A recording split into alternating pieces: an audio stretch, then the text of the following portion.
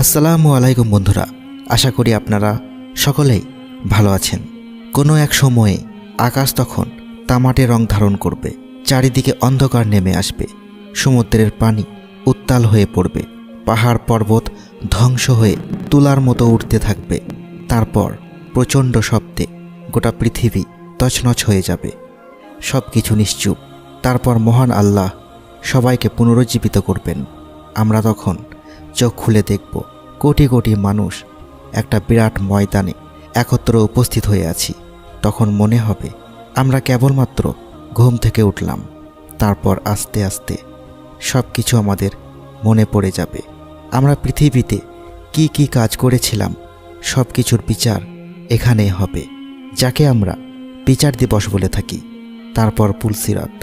পুল শব্দের অর্থ হলো সেতু, আর সিরাত হলো আরবি শব্দ, এর অর্থ রাস্তা বা পথ। সুতরাং এই অর্থ দাঁড়ায় সেতুর পথ বা যে রাস্তা পুলের মতো। আমাদের যে জায়গায় বিচার হবে তার নাম হাসরের ময়দান। তারপর আমাদের পুলসিরাত পার হতে হবে। পুলসিরাত পার না হয়ে হাসরের ময়দান থেকে জান্নাতে যাওয়া যাবে না। বিচারের পর হাসরের মাঠ থেকে পুলসিরাত পার হয়ে জান্নাতের দিকে যেতে হবে। এই সুদীর্ঘ পুল পার হতে পৃথিবীর হিসাবে 30,000 বছরের প্রয়োজন। হাসরের ময়দানে জান্নাত ও জাহান্নাম এনে হাজির করা হবে। জান্নাত রাখা হবে উঁচু স্থানে আর জাহান্নাম গভীর নিম্নে। জাহান্নামের উপরে স্থাপন করা হবে পুলসিরাত। এর শেষ প্রান্তে থাকবে জান্নাত। এটি হাসরের ময়দান থেকে জান্নাত পর্যন্ত বিস্তৃত থাকবে এবং অনেক ভয়ঙ্কর হবে। এটি হবে চুলের থেকে সরু ও তরবারির চেয়েও ধারালো। অন্ধকারাচ্ছন্ন এ ভয়াবহ পথ প্রতিটি মানুষকে অতিক্রম করতে হবে, কারণ সেটাই হবে বেহেশতে পৌঁছানোর একমাত্র পথ। হজরত আবদুল্লাহ বিন মাসুদ রাদিয়াল্লাহু আনহু বলেন, ওই ব্যক্তির উপর গজব যার পেছনে জাহান্নাম রয়েছে, এবং বিপদ তার জন্য যার পেছনে মৃত্যু রয়েছে। উম্মুল মুমিনিন হজরত হাফসা রাদিয়াল্লাহু আনহু বলেন, নবী করিম সাল্লাল্লাহু আলাইহি ওয়াসাল্লাম ইরশাদ করেছেন, যে ব্যক্তি বদর এবং হুদাইবিয়ার ময়দানে উপস্থিত ছিল, ইনশাআল্লাহ সে জাহান্নামের আগুনে পুড়বে না। তিনি তখন বললেন, হে রাসূলুল্লাহ, আল্লাহ তাআলা কোরআন পাকে ইরশাদ করেন, আর তোমাদের মধ্যে এমন কোনো ব্যক্তি নেই যে দোজখের উপর দিয়ে পার হবে না। তোমার রবের দেওয়া প্রতিশ্রুতি এটা। এরপর হজরত মুহাম্মদ সাল্লাল্লাহু আলাইহি ওয়াসাল্লাম বলেন, তোমরা কি এটা শোনোনি যে আল্লাহ পাক এটাও বলেছেন, এরপর আমি পুণ্যবান লোকেদের বাঁচিয়ে নেব এবং পাপীদের তার মধ্যে ছেড়ে দেব। এর মাধ্যমে প্রমাণ হয় যে সকল মানুষকেই দোজখের উপর দিয়ে পার হতে হবে। যারা আল্লাহর প্রতি ঈমান এনেছে কেবলমাত্র তাদেরকে বাঁচিয়ে নেওয়া হবে, আর যারা পৃথিবীতে আল্লাহর অবাধ্য হয়েছে, আল্লাহর প্রতি ঈমান আনেনি, আল্লাহকে বাদ দিয়ে অন্যের ইবাদত করেছে, যারা সমাজে অত্যাচার করেছে, সেই সমস্ত লোক জাহান্নামে পড়ে যাবে। এত কঠিন বিচারের পরেও আমরা সচেতন হই না। প্রিয় বন্ধুরা, পুলসিরাত পার হওয়া এত সহজ হবে না। সমস্ত নবী রাসূল এবং বুজুর্গ ব্যক্তিরা এই পুলসিরাত নিয়ে খুবই ভয়ে থাকতেন। একদিন হজরত আবদুল্লাহ বিন রবাহ রাদিয়াল্লাহু আনহু কান্না করছিলেন। তখন এক ব্যক্তি তিনাকে জিজ্ঞেস করলেন, আপনি কান্না করছেন কেন? তিনি উত্তর দেন, আমি আল্লাহ পাকের আদেশের ভয়ে ভীত। তোমাদের মধ্যে এমন কেউ নেই যে দোজখের উপর দিয়ে পার হবে না। আমি তো জানি যে আমি দোজখের উপর দিয়ে পার হব, কিন্তু আমি এটা জানি না আমি সেই গন্তব্যে পৌঁছাতে পারবো কি না, নাকি জাহান্নামে পড়ে যাব। পুলসিরাত পার হবার পথ খুবই কঠিন। বন্ধুরা, একবার ভাবেন ওই সময়টি কেমন হবে, যখন সূর্য মাথার ঠিক এক বিঘ উপরে বসে আগুন বর্ষণ করবে। মানুষ উলঙ্গ শরীরে এবং নগ্ন পায়ে থাকবে। আমাদের মস্তিষ্ক ফুটতে থাকবে, কলিজা ফেটে যাবে, হৃৎপিণ্ড গলার কাছে চলে আসবে। আর এই অবস্থায় পুলসিরাত পার হতে হবে, যেটি হবে চুলের থেকেও বেশি সূক্ষ্ম এবং তলোয়ারের চেয়েও বেশি ধারালো। আমরা তার উপর দিয়ে কিভাবে পার হব? আপনারা কেউ ভেবেছেন? আমরা দুনিয়ার রং তামাশায় ডুবে আছি। আমাদের মনে রাখতে হবে এই দুনিয়া শুধুমাত্র একটা ধোঁকা। হজরত হাসান বসরি রহমতুল্লাহ আলাইহি একজন লোককে হাসতে দেখেন। তিনি তখন তাকে জিজ্ঞেস করলেন, হে যুবক, তুমি কি পুলসিরাত পার হয়ে গেছ? সে বলল, না। তিনি আবার বললেন, তাহলে কি তুমি জানো তুমি জান্নাতে যাবে না দোজখে? সে আবারও বলল, না। তখন হাসান বসরি রহমতুল্লাহ আলাইহি জিজ্ঞেস করলেন, তাহলে তোমার এই হাসি কিসের উদ্দেশ্যে? যখন সামনে তোমার জন্য এত বড় বিপদ, তুমি তোমার গন্তব্য জানো না, তাহলে তুমি এত নিশ্চিত হয়ে কিভাবে হাসছ? এরপরে আর কেউ ওই ব্যক্তিকে হাসতে দেখেনি। পবিত্র কোরআন ও হাদিসের কোথাও সরাসরি পুল সিরাত শব্দটি ব্যবহৃত হয়নি, বরং বিভিন্ন জায়গায় শুধু সিরাত শব্দটি ব্যবহৃত হয়েছে। আল্লাহ তাআলা বলেন, তোমাদের মধ্যে এমন কেউ নেই যে তাকে এটা পার হতে হবে না, এটা তোমার প্রতিপালকের অবধারিত ফয়সালা। তারপর আমি ধর্মভীরুদের নিস্তার দেব এবং অত্যাচারীদের অধমুখে জাহান্নামে নিক্ষেপ করব। সূরা মারিয়াম ৭১ থেকে ৭২। পুলসিরাত অতিক্রম করা সম্পর্কে রাসূল সাল্লাল্লাহু আলাইহি ওয়াসাল্লাম বলেছেন, সেদিন কেউ বিদ্যুতের গতিতে, কেউ বাতাসের গতিতে, কেউ ঘোড়ার গতিতে, কেউ আরোহীর গতিতে, কেউ দাঁড়িয়ে, আবার কেউ হাঁটার গতিতে পুলসিরাত অতিক্রম করবে। উম্মুল মুমিনিন হজরত আয়েশা সিদ্দিকা রাদিয়াল্লাহু আনহা থেকে বর্ণিত, রাসূল সাল্লাল্লাহু আলাইহি ওয়াসাল্লাম বলেছেন, জাহান্নামের ওপর একটি পুল আছে যা চুলের চেয়েও বেশি চিকন আর তরবারির চেয়েও বেশি ধারালো। এর ওপর লোহার শিকল ও কাঁটা থাকবে। মানুষ এর ওপর দিয়েই গমন করবে, কেউ চোখের পলকে, কেউ বিদ্যুৎ গতিতে, কেউ বায়ুবেগে, আবার কেউ উত্তম ঘোড়া ও উটের গতিতে পুলসিরাত পার হবে। আর ফেরেশতারা বলতে থাকবে, হে প্রভু, সহি সালামতে অতিক্রম করাও, হে প্রভু, নিরাপদে পার করাও। কেউ নাজাত পাবে, কেউ আহত হবে, কেউ উপুর হয়ে পড়ে যাবে, আর কেউ অধমুখী হয়ে জাহান্নামে পড়ে যাবে। অপর হাদিসে নাজার ইবনে আনাস মালিকের বাবা থেকে বর্ণিত, তিনি বলেন, আমি রাসূল সাল্লাল্লাহু আলাইহি ওয়াসাল্লামকে কিয়ামতের দিন আমার জন্য শাফায়াত করার প্রার্থনা জানিয়েছিলাম। তিনি বললেন, আমি তা করব। আমি বললাম, ইয়া রাসূলুল্লাহ, আমি আপনাকে কোথায় তালাশ করব? তিনি বললেন, তুমি প্রথম তালাশ করবে সিরাতের পাশে। আমি বললাম, যদি সিরাতে আপনার সাক্ষাৎ না পাই? তিনি বললেন, হাউজে কাউসারের পাশে তালাশ করবে। আমি বললাম, যদি সেখানেও না পাই? তিনি বললেন, তাহলে মিজানের পাশে তালাশ করবে। এ তিনটি স্থানে আমি হারাবো না। তিরমিজি কিয়ামত অধ্যায়ের সিরাত অনুচ্ছেদ।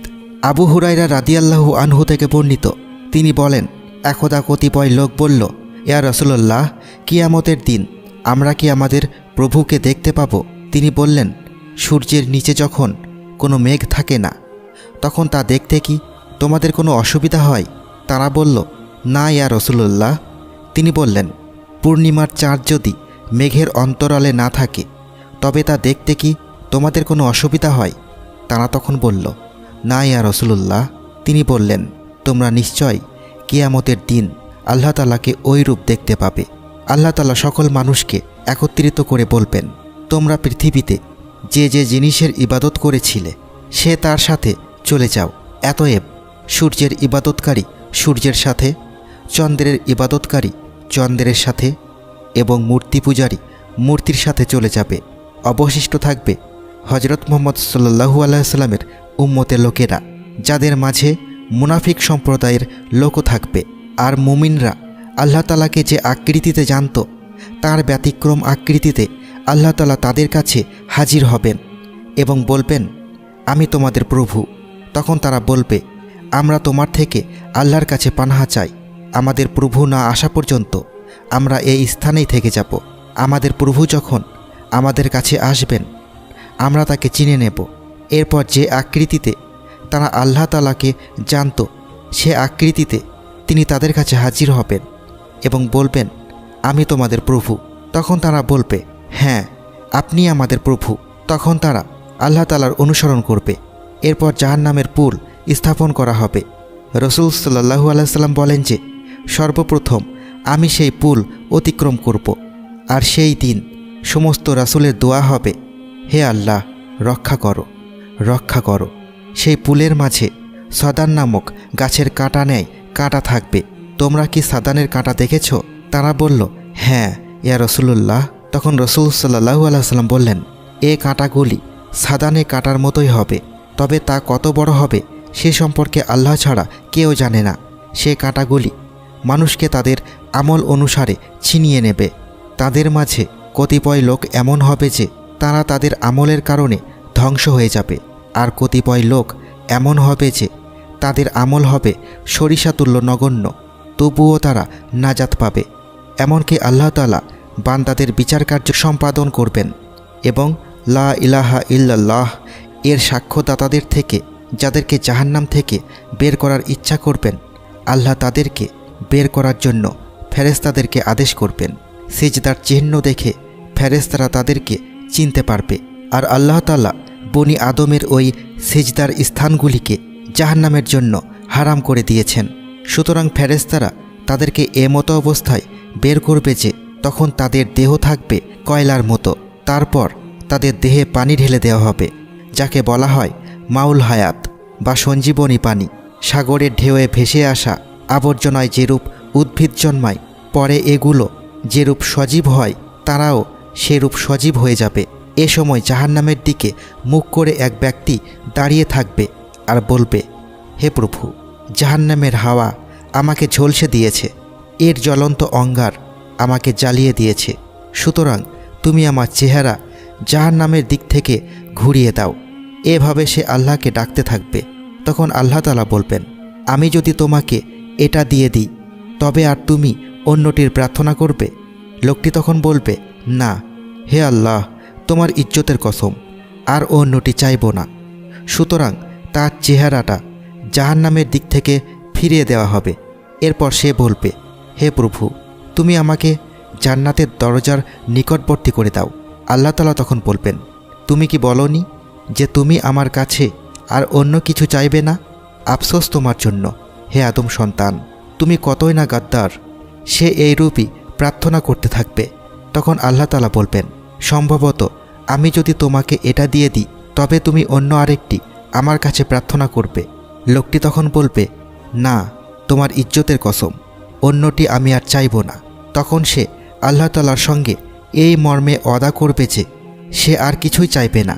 তখন আল্লাহ তাআলা তাকে জান্নাতের দরজার নিকটবর্তী করবেন। সে যখন জান্নাতের মধ্যস্থিত নিয়ামতগুলি দেখতে পাবে তখন আল্লাহ যতক্ষণ চাইবেন ততক্ষণ সে চুপ থাকবে। এইরূপ সে বলতে থাকবে, হে প্রভু, তুমি আমাকে জান্নাতে প্রবেশ করাও। তখন আল্লাহ তাআলা বলবেন, তুমি কি বলনি যে তুমি আর কিছুই চাইবে না? আফসোস তোমার জন্য, হে আদম সন্তান, তুমি কতই না গাদ্দার। লোকটি বলবে, হে প্রভু, তুমি আমাকে তোমার সৃষ্ট জীবের মাঝে সবচেয়ে হতভাগ্য করো না। এভাবে সে প্রার্থনা করতে থাকবে। পরিশেষে আল্লাহ তাআলা হেসে ফেলবেন। আর আল্লাহ তাআলা যখন হেসে ফেলবেন তখন তাকে জান্নাতে প্রবেশের অনুমতি দিয়ে দেবেন। এরপর সে যখন জান্নাতে প্রবেশ করবে তখন তাকে বলা হবে, তোমার যা ইচ্ছে হয় আমার কাছে চাও। সে তখন আর্জ করবে, এমনকি তার আকাঙ্ক্ষা নিঃশেষ হয়ে যাবে। যখন আল্লাহ তাআলা বলবেন, এগুলি তোমার এবং এর সমপরিমাণও তোমার। আবু হুরায়রা রাদিয়াল্লাহু আনহু বলেন, ওই লোকটি হচ্ছে সর্বশেষ জান্নাতে প্রবেশকারী।